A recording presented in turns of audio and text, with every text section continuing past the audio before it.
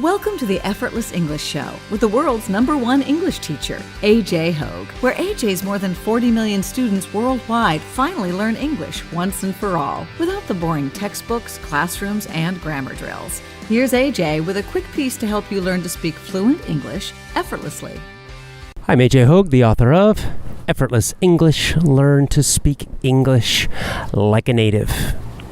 Go to effortlessenglishclub.com. Join my VIP program at effortlessenglishclub.com. Speaking of the VIP program,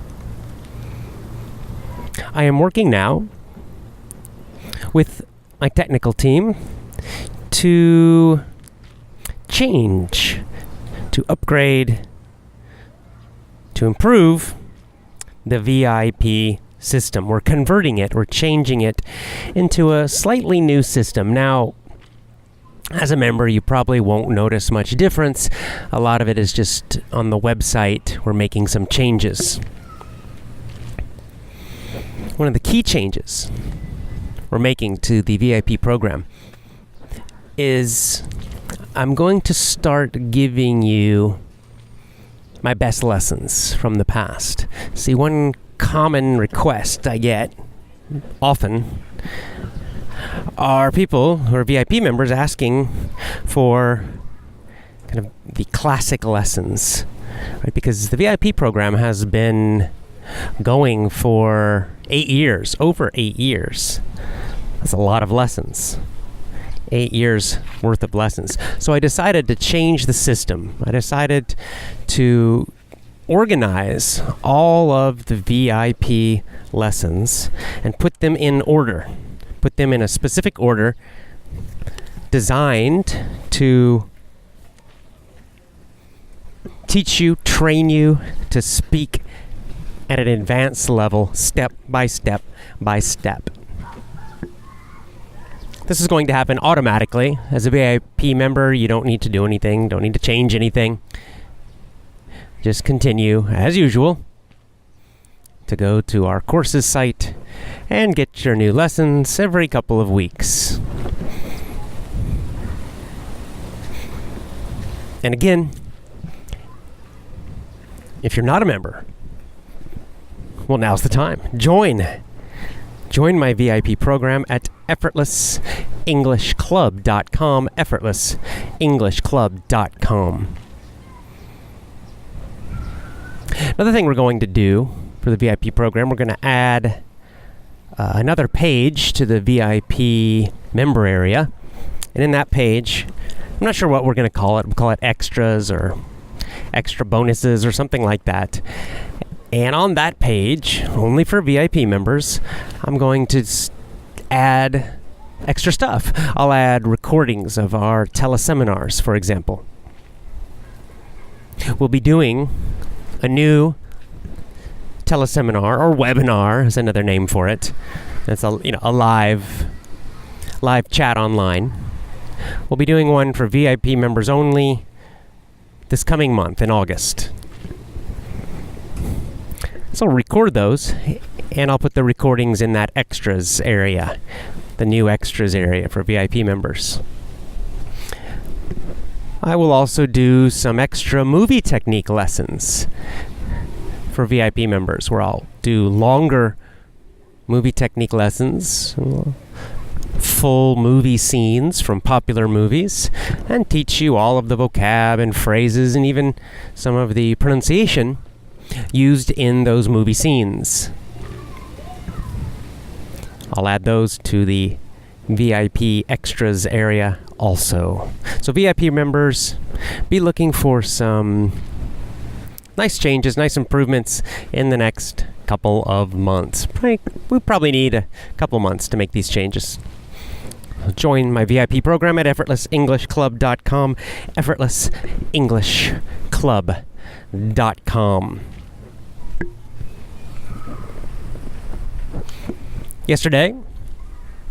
Last night for me in Japan, did our book club show, another book club show, Chapter 6 of Rich Dad, Poor Dad by Robert Kiyosaki.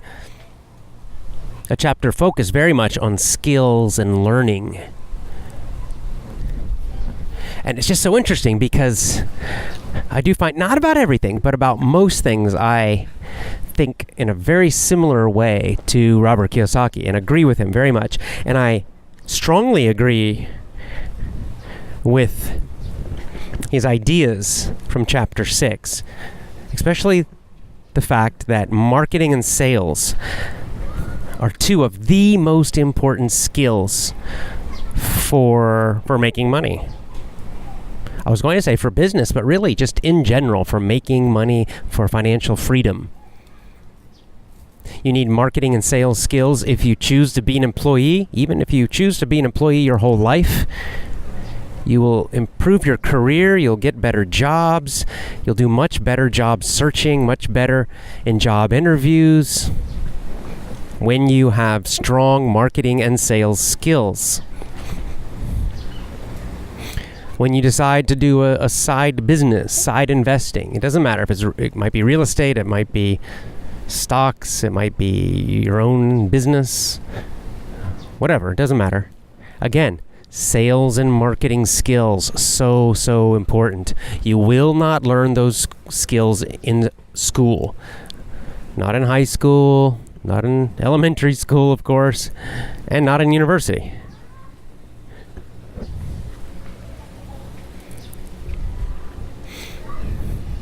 I've mentioned before how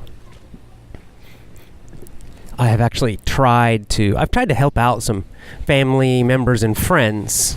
After my business became successful, Effortless English, I very much wanted to help some of my family and friends become more financially free, like all the things that Robert Kiyosaki teaches.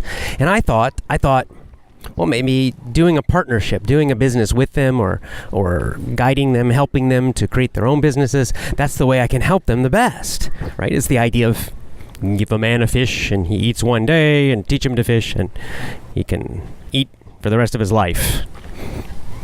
I still agree, that's great advice. However, what I found out in the very hard way, several times, is that most people have no idea about what's needed for a business. And most people prefer to dream and think and focus on some great idea instead of learning these important business skills. Most people believe that the way to get rich with a business is to think of some idea that nobody else knows, some genius idea. And that's how you get rich. I don't know where does this come from? It's kind of a lottery mentality, like you win the lottery, right? Like gambling. All you do is you need that one lucky thing and then boom, you're rich. And maybe that does happen sometimes, but it's not how most people become rich. It's a really bad strategy, an extremely bad strategy for becoming rich, for becoming financially free, for managing your money. It's an extremely bad idea and a bad strategy. That's not how you get financial freedom. That's not how you build a business. That's not how you become a good investor. That's not how you become financially free. It's not the idea. Everybody has ideas. It's very unlikely you will think of an idea that no one else knows, that no one else has. Rather, it's exactly these business skills that Robert Kiyosaki is talking about. First, understanding the basics of money, of finances, so the balance sheet, the income statement, right? Assets, liabilities, expenses, income. That's the very, very, very basic knowledge that you must have, and you must understand that. And then the skills to be able to market and sell. I'm not going to name any names, but I've seen this in my attempts to help people where, okay, they'll come up with an idea. I'll help them come up with the idea sometimes for a business. And then they think they've done all the work at that point. They think, aha, well, I've done it. This is it. I've got the idea. And they become very, very, what's the word? disillusioned is the word, I guess, but it's a little bit difficult word. Disillusion means kind of surprised in a unhappy way. They become a little upset when they suddenly realize that the idea is maybe 1% of the business. And then they realize they have to now spend hours and hours and hours and days and weeks and months and years learning marketing and sales. And at that point, most of them just become lazy and quit, I've noticed. Most of them become lazy. They don't want to do the work. They don't want to learn those skills, right? Because they had this gambling mentality. We got the idea, boom! And it's all going to be easy money. And then when they start to realize, it's not easy money. No, it's actually work and skill that makes you rich, that gives you financial freedom, that builds a successful business, then all the motivation goes away.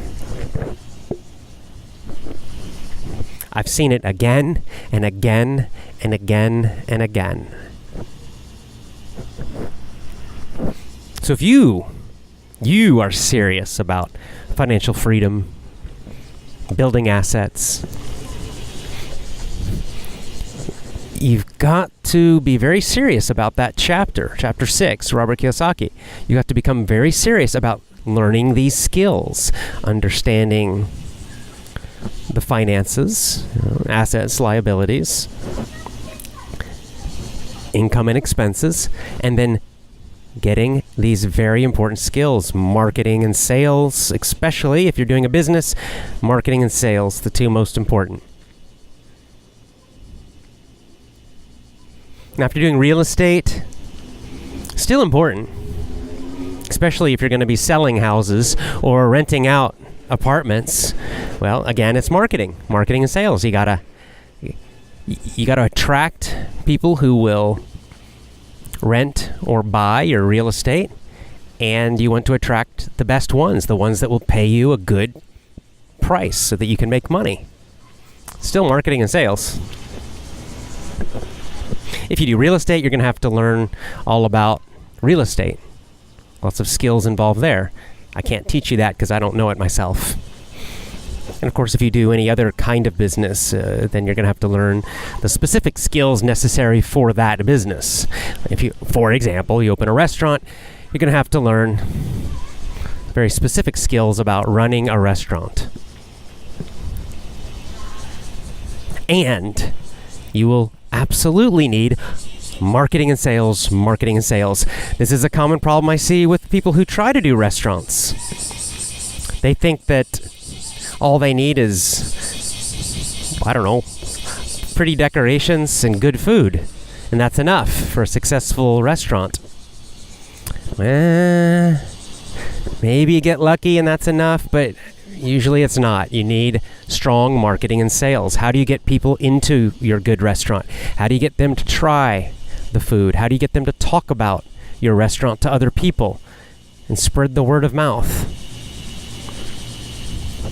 Marketing and sales.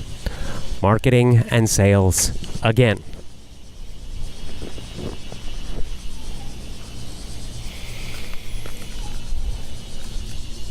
Now, another aspect of this, of financial freedom, which I have called the baseline, right?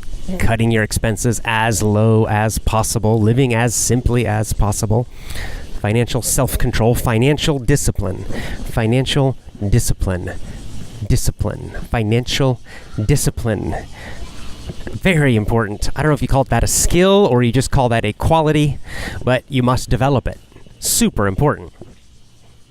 So financial understanding, maybe that's step 1. Kiyosaki's assets and liabilities and the things we learned in the first few chapters.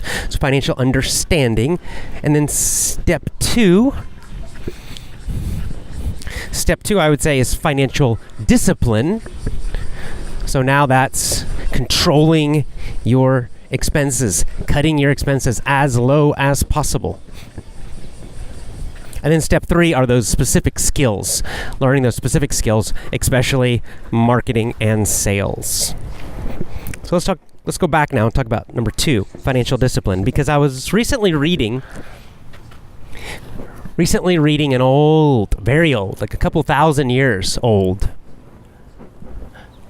writing, actually in a spiritual book, spiritual religious type book. What was interesting though is that it gave advice about money and financial discipline. Here's the advice. With your income, whatever income you have, live on 25%. That means you spend 25% of your income each month to live. Food, housing, shelter, whatever. Transportation, 25%. Another 25% you save for emergencies. So basically cash. Put it in the bank or whatever. You save it for emergencies, right? Because emergencies can happen. You might have a medical expense. Your car might break. Whatever. Emergencies happen. So you save every month 25% of your income for emergencies. Something you can get, where you can get the money very quickly. Cash, for example. And then 50%, the remaining 50% you invest. You invest the remaining 50% every single month. Half of your income you invest, and then another 25% you just save, and you only live on 25% of your paycheck, of your income. This is about 2,000-year-old advice. Now that's financial discipline. I think that's an excellent formula. Excellent. I'm actually doing that. That is very close to what I do. I only live on 20 to 25% of my income. That's about right. And then the other 75% I save or invest. How close are you to that? I know. Some of you, not close at all. I know some of you are lucky to save 5% a month, and you're probably spending 95% of your income every single month. So now you have a standard. This is a very tough but excellent standard for financial discipline. How about making this your goal? Live on only 25% of your income. Whatever your income is, doesn't matter. If you're making $1,000 a month, then it means $250 every month you live on that. And then you save $250, and then you invest $500 every single month. Every single month. And of course, if you're making $2,000 a month, then you double everything.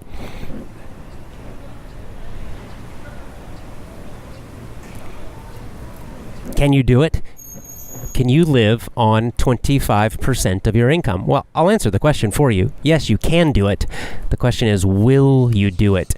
Do you have the discipline and the determination to do it? To live on 25% only. This is how you get financial freedom.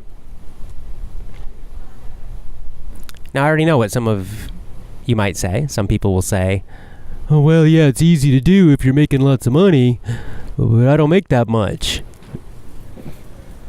Well, you're right. It is easier to do if you're making more money. You're absolutely right. But how do you get more money? By buying assets. How do you buy assets? By saving more. You're absolutely right. If your income is very low right now, that's right. You're going to have a lot of discipline. This is why I lived in my car and my van for a year. That's exactly why I did it. To cut my expenses down super low. Now, I didn't have this exact formula, but in fact, at that time in my life, when I was living in my van, probably I was following something like this. It was probably pretty close. I was living on a very small amount and saving most of my income. It's also why, again, when I was younger, making less money, I would often get jobs abroad in other countries where I would have free housing, where part of my payment was a free apartment. Not free, of course. It means they paid for my rent. So I didn't have to pay rent. So once again, I got my paycheck and I could save about 75% of my paycheck. And I did this for many jobs in several different countries. And then it just became a habit. This mental financial discipline became a habit. And as I started to make more money, as I started Effortless English and my income grew, instead of going crazy and buying lots of stuff, I continued to follow this basic formula. Now, the good thing is, of course, when your income goes up, if 25% of $10,000 is a lot more than 25% of $1,000. So it's still nice, right? Your income still goes up. The amount you can spend each month goes up, which is a little more fun. But you're still only spending that 25%. What's really cool, though, is then as your income goes up and you're saving or investing 75%, well, just imagine how fast your savings and investments grow when your income increases, when you get a raise at your job, when you buy assets and start to get more income coming in. It gets faster and faster, bigger and bigger and bigger.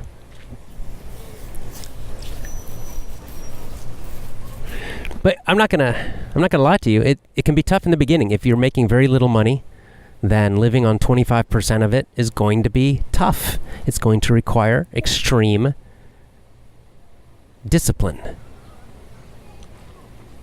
What's your choice? That or slavery? So you decide.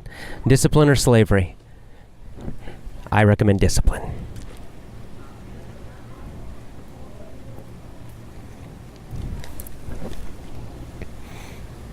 Speaking of discipline, remember I was talking about the history of Osaka Castle?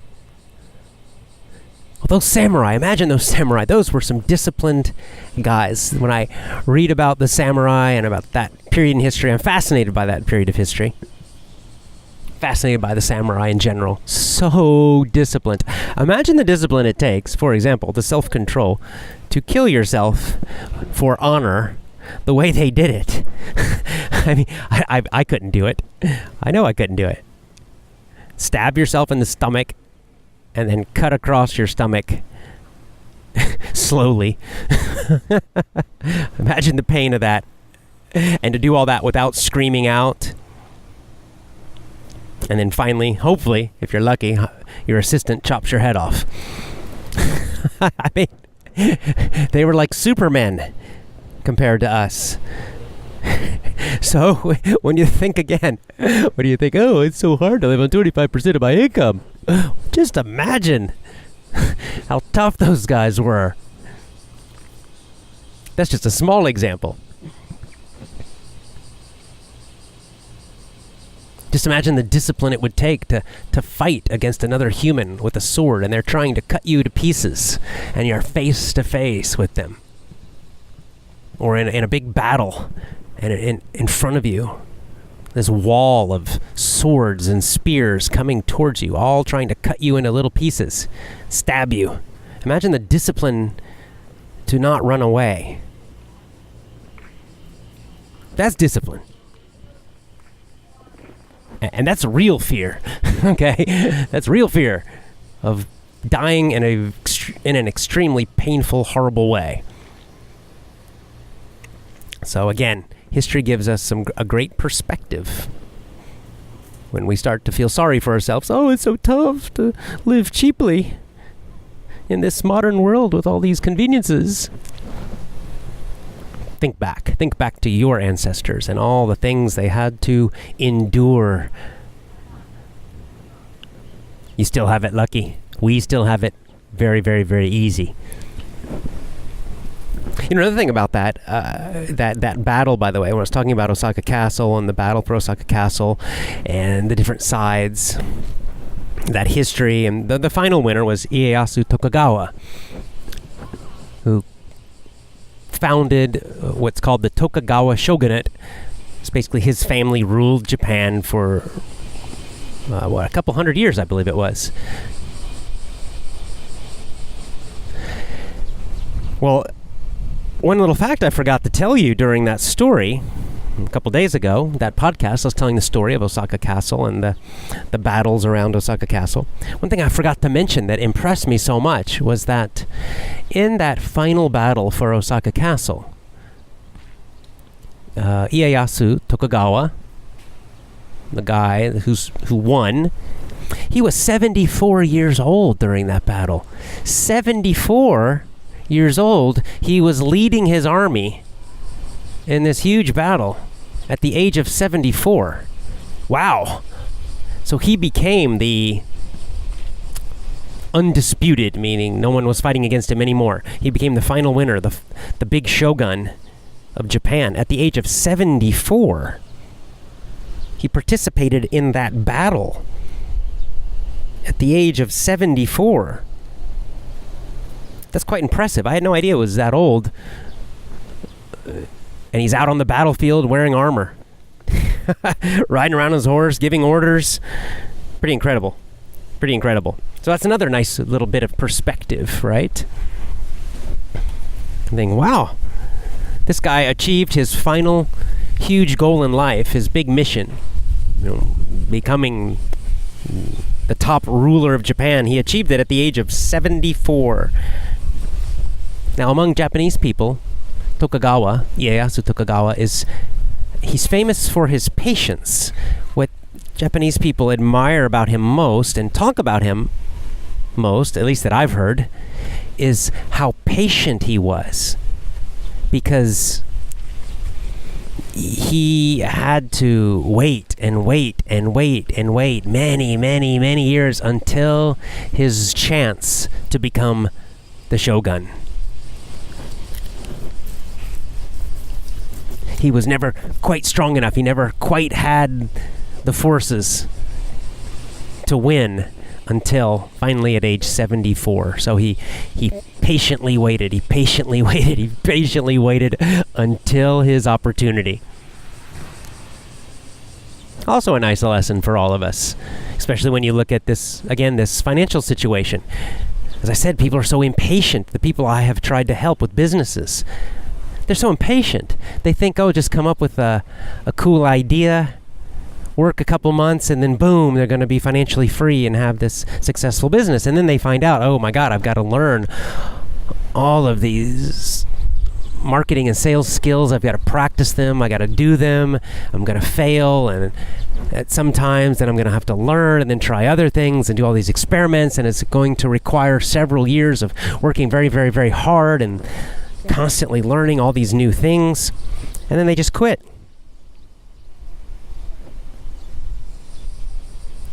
They're not willing to just work a couple of years. They're not willing to just wait and prepare for their opportunity for just a couple years. And there's Ieyasu Tokugawa waiting until he's 74, patiently waiting for his big opportunity. Decades, 10, 20, 30, 40 years, slowly working towards his goal, slowly and patiently. His goal, his dream of leading unified Japan. And he did it.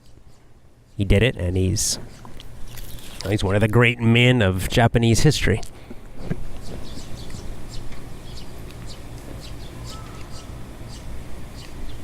We have these great advantages now because we've got cell phones and internet and cars and planes and all these things that allow us to do things so much faster, so much more quickly, so much more easily. That's great. They're such powerful tools, such powerful tools. This is good news. This is good news. But everything comes with a price, I guess, or everything comes with a challenge. And the challenge of our age, the challenge of this time, is that all this convenience. Oh, some siren. I don't know, is that police or fire? I'm not sure. Looks like a fire truck.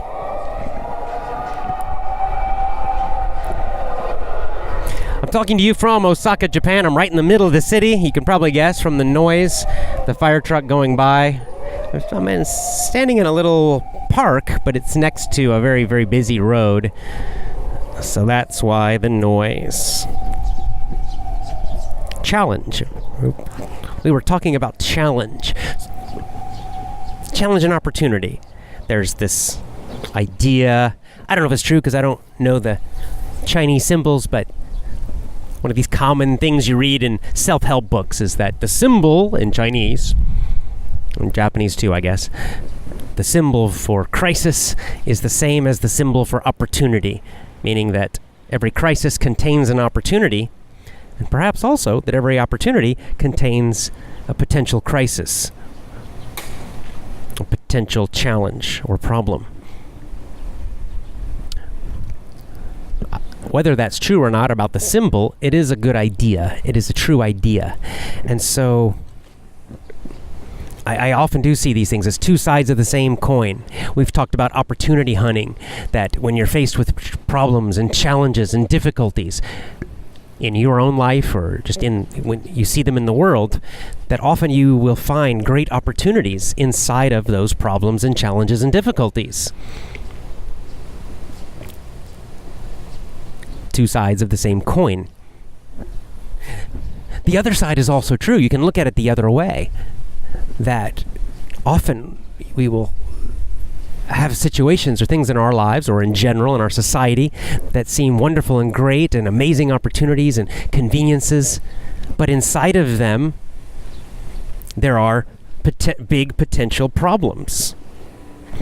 And I think that's true with our technology. I think all of us can see this. All our cell phones and electricity and internet.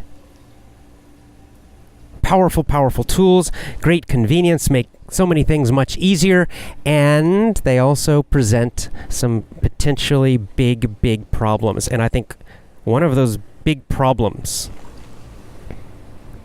is that people become lazy because of these devices, this technology. It's so easy, it's so convenient that it trains people to become lazy and impatient. Without all these great devices and technology, in the past people knew they had to often work hard for a long time to achieve things. But when people become used to everything instant, very quick, it can make you soft, it can make you lazy, it can make you impatient. And then, the idea of working hard for a few years to achieve something suddenly seems so difficult. Oh, I don't want to do it. So we always have to be careful too. We have to hunt for opportunities in our problems, but we also must be careful of the opportunities, because inside every opportunity is a potential future problem. So you have to be aware of this. You have to see the potential dangers of good luck, of ease, of convenience, of success itself. This is a common idea in sports. Very common idea in sports. Sportscasters will talk about this all the time. A team that wins a championship, and they're so strong. And what do they talk about for the next season? Oh, the team has to be careful not to get soft, not to get lazy. Right? Because often, after a team wins a championship, they relax. Oh, we finally did it. They had so much discipline. They worked so hard. They finally won the championship. And then it's very, very, very common the next year that they lose a bit of that discipline. They lose a bit of the hard work. They become a little more relaxed, a little more lazy. And then it becomes much harder for them to win the championship again. And in some sports, it almost never happens. In some sports, it's very rare for a team to win 2 years in a row. For example, American football, the NFL, the professional league, almost never happens now for a team to win the championship 2 years in a row. I'm trying to remember the last time it happened. I can't even remember the last time a team won 2 years in a row. And it's because the success contains inside it a danger of becoming soft.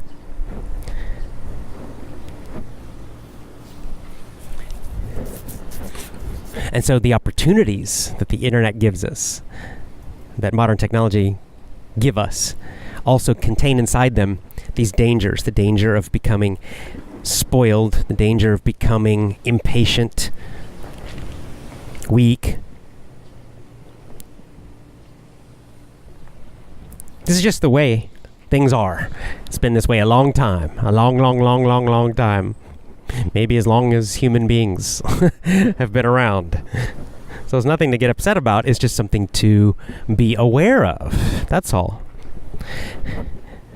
I mean, the good news is we can deal with these when we see them. We can deal with these issues, these potential problems. If we are aware of them, then we can prepare for them.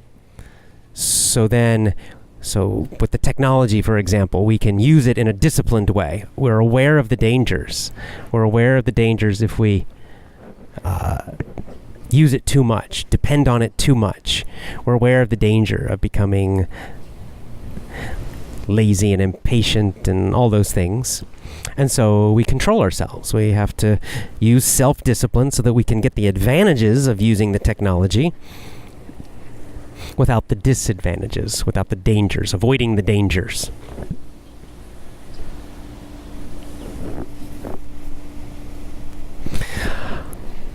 Okay. Discipline. Financial discipline, mental discipline, patience, they're all connected, they're all related. I think this, overall, if I just look at our time period right now in the world and in this year with our technology and our modern society, I think that overall we have the great opportunities of the technology that make things so much easier for us, and then overall the most general danger we have is this danger of laziness and impatience. And the cure for that, what I think most of us need and what most of us should focus on in this modern world is discipline. Forcing ourselves, pushing ourselves to be self-disciplined, because things are so easy, we have to force ourselves to live more simply, to have more self-control. It's so easy not to now. It's so easy to be lazy now. And so our challenge is to control ourselves, because in the past, the environment, the world was so hard and tough. You didn't have to worry about being lazy too much, okay? Just to survive, you had to work kind of hard. Now we have the good news that we don't have to work so hard just to survive, but if we want to be happy and free, we must be self-disciplined. That's all. It's just a new challenge for a new age. So I encourage you, work on your self-discipline, and tell me on Twitter. My Twitter's AJHoge, AJHOGE. Tell me, what % of your income do you use every month? And what % of your income do you save or invest? Right, so our target, live on 25%, spend, live on, use only 25%, save or invest 75%. Are you doing that now? And if not, tell me, what are you doing instead?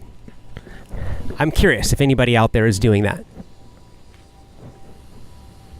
All right, hey, have a great Sunday. It's Sunday here in Japan. We got a fairly cool day. Finally a break from our terrible heat. Got some clouds. I don't know what the temperature is, but it's not horribly hot the way it has been recently. So a cooler day, a relaxing Sunday. I hope you're having a relaxing day too, and I will see you again soon. As always, join my VIP program at effortlessenglishclub.com, effortlessenglishclub.com.